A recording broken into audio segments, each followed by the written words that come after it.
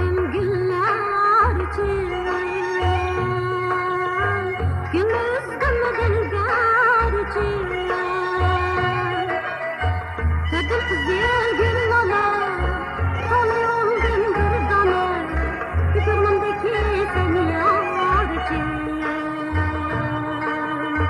Dedim güzel gün olur. Tanıyorum bir damar. Gönlümdeki seni yar için.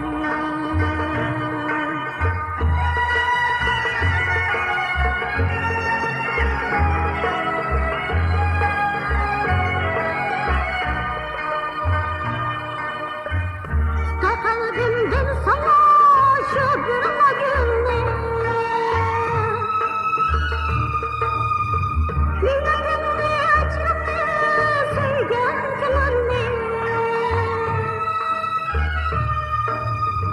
Gültaymen yarında Düşmüşten bir varında Canta sevdik sen yar için Gültaymen yarında Düşmüş canlar harında Can tasadduk sen yar için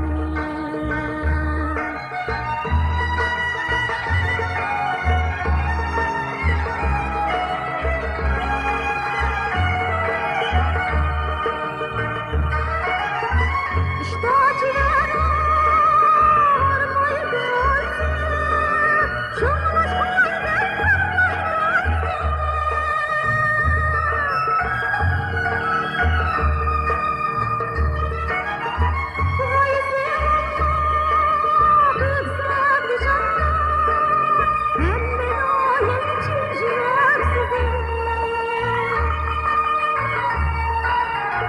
Gültaymen yarında, düşmüş çantın harında, can tasadduk sen yar için.